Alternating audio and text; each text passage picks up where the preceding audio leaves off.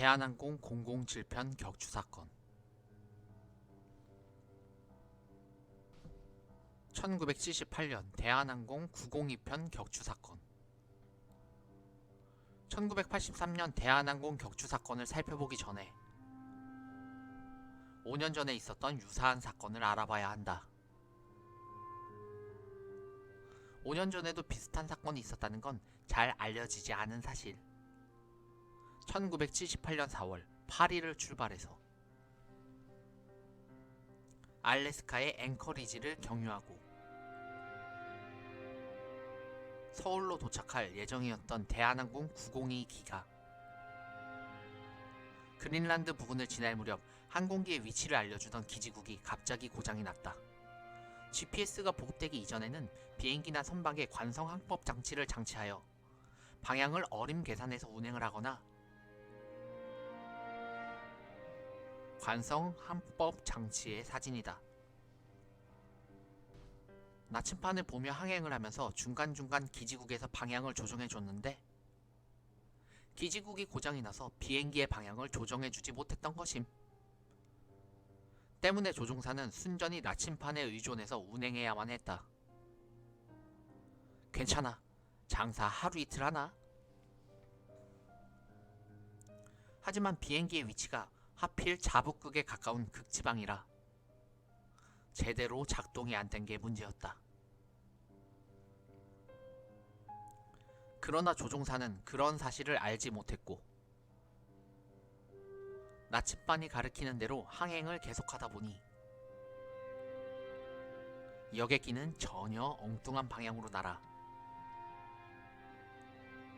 예정된 항로는 파란색인데 실제 항로는 붉은색으로 가고 있었다. 소련의 영공을 침범하고 말아 콜라 반도 상공에 이르자 콜라?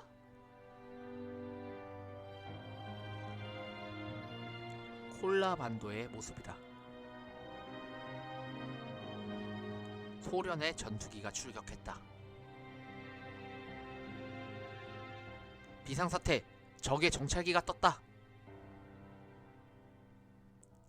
당시 미국의 정찰기는 여객기와 비슷한 모습이었기 때문에 얼핏 보면 정찰기로 오인될 만했다.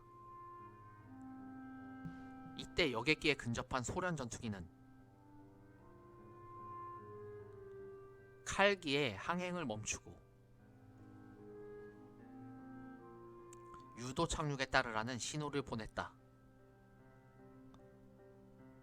하지만 칼기는 꿈쩍도 안 했기 때문에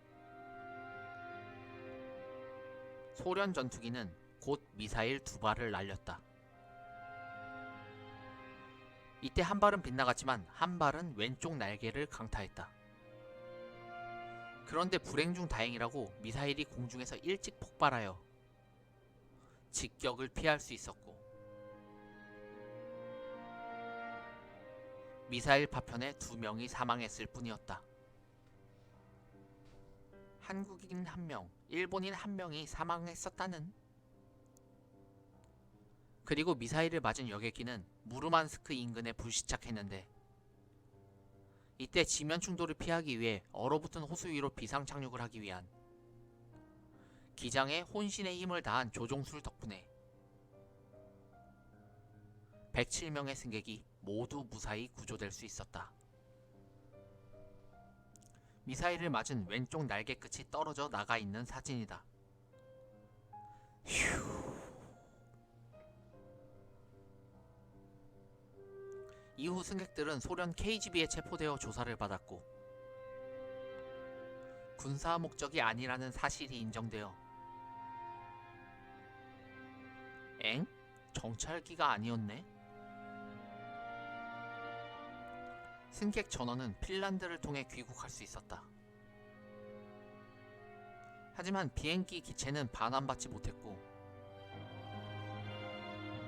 이후 소련에서는 대한항공 기체를 자신들의 여객기를 개량하는 데 활용했을 뿐만 아니라 한국 정부에 10만 달러의 배상금을 청구하기까지 했다. 남의 영공을 침범했으면 배상을 해야지. 또 한국으로 돌아온 승객 전원은 중앙정보부에서 조사를 받아야만 했다. 왜 소련에 갔어? 혹시 귀순하려는 거 아니야? 당시 국내 언론들은 소련 전투기에 끌려가 강제로 착륙한 것으로 보도했다. 그렇게 현재 가치로 1,000억 원대의 비싼 항공기를 날려먹었지만 미사일을 맞고도 대부분의 승객을 건질 수 있다는 점에서 항공사에서도 보기 드문 엄청난 행운이라 할 수 있었다.